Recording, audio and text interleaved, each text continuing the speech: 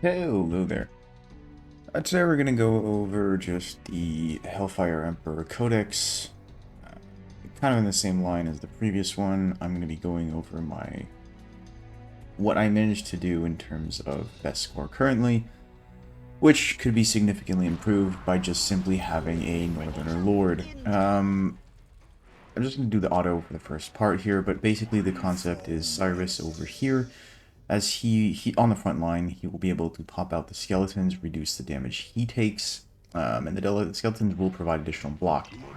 Ghan will be able to cycle his ultimates to block the bigger waves and buy some more time for Isolde down here, who will also have an ultimate ready to go to block additional units. Over here we have Olague on the front line. Again, additional block, damage reduction, physical, which actually, this ult on this codex is actually for once useful.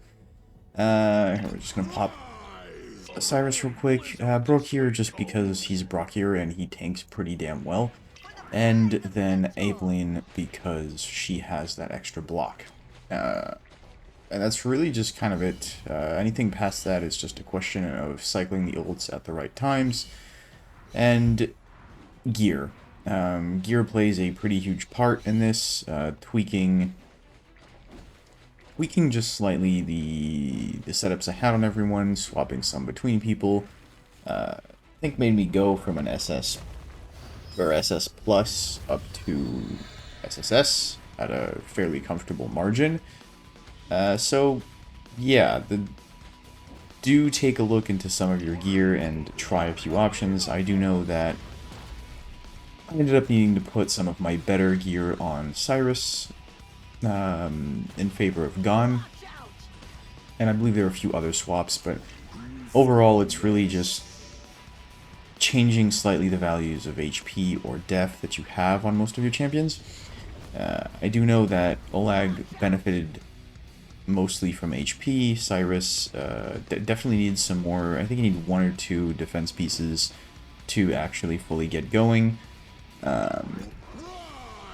And that's really kind of it, is playing with those values that you are going to have, doing some swaps between the people who are dying first and last will allow you to eke out a little bit more block. And once you start getting towards the end, really that's all that matters, because that one extra tank surviving a little longer and blocking another wave is very often the difference between 2 scores. So it's really just blocking. So Olague, as soon as a big wave comes in, just pop his ult, will block 1 extra. Cyrus, just spam the ult repeatedly as soon as you can. Brokkir, as soon as there's a wave that comes in, you pop the freeze. Normally blocks and freezes a few more, so you can start kind of doing the Brokkir shuffle. And Isolde, we kind of just hold our ult until there are more than 4 coming down here. And we try to hold it as long as possible. So really when there's a lot already on his ult, and really there's just like 1 or 2 that are about to go by, we'll get into that a little bit more later, but that's the general concept. Here with Ghan, kind of the same concept. We're going to wait as long as humanly possible to try to let as little few as possible, but still block for as long as possible. Isolde does not need hers for now. On this one, we skipped Olague because it wasn't up yet. So there's really no point in trying to do more. Cyrus, we kind of just do whenever. Here, Olague is going to do his ult again. I'm going to fast forward because it's going to be a long 2 minutes here. Brokkir. So we have 5 going down, which would end up being a leak, except we're going to do this. And we're going to block that 1 extra. 1 still managed to slip through here. Sadly, you can't necessarily do much about it. There was maybe a way to better time my ults and cycling up there, but you will have leaks. There isn't much that you can do against that unless you start having, say, a Trusk built and some fairly good gear. Trusk, I believe, can go up to 5 block on ultimates, or if you build a Crodor.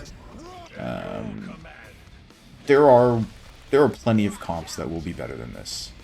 It's not even really a debate, but this is the one that worked best for me with my roster and gearing options.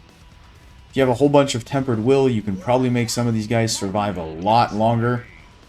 I only have 2 sets that are genuinely usable. The rest had to be in Guardian. That will be a very big factor, as well as how many champs you can actually get in leveled. Olague's... it's not Olague's wall, it's Bastion Ring, but whatever. You get my point. So Ghan dies roughly around here. Not much that can really be done there, sadly. This non-northerner crowd will die fairly quickly.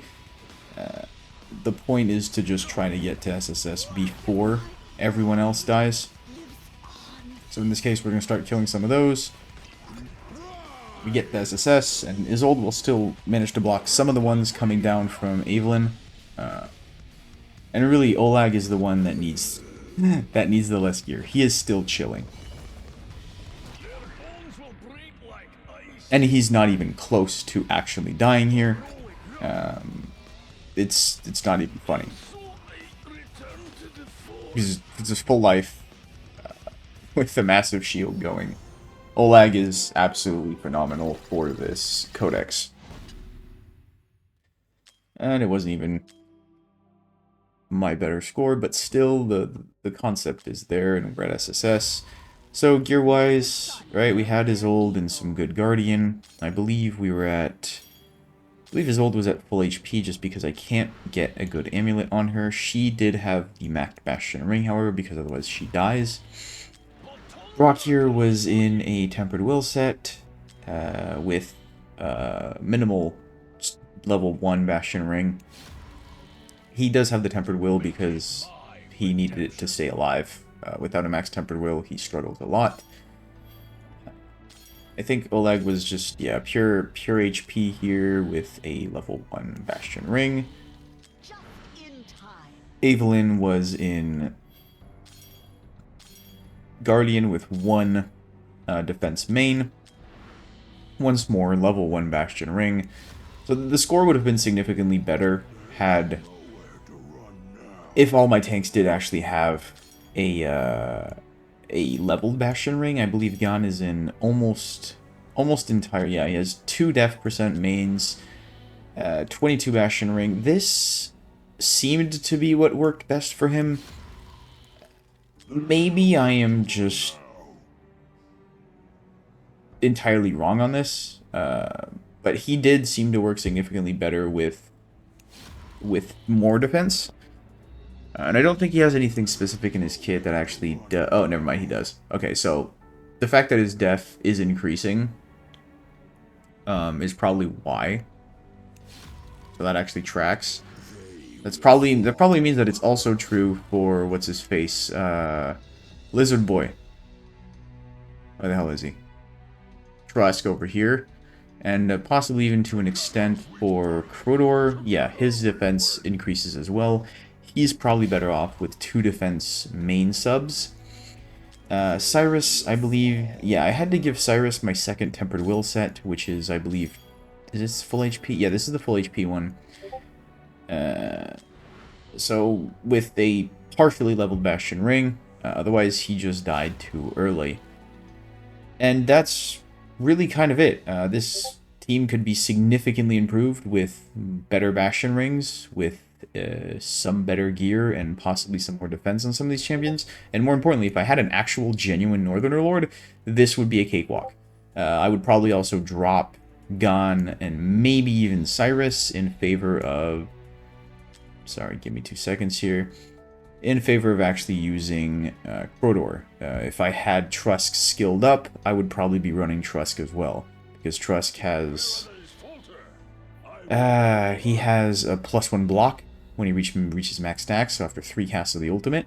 Which means that he's at 4 with an Olague's ring, wall, Bastion Ring, whatever. 5 with that, and then when he does his ultimate, he goes up to sorry, it's over here. When he does his ultimate, he goes up to 6. So 6 block is pretty huge for this. Just because it's that many more units that will just not buff the boss for too long, and it's also, more importantly, that many more units that will die. So yeah, that's my SSS run of Hellfire Apocalypse. Cheers, and have a nice one.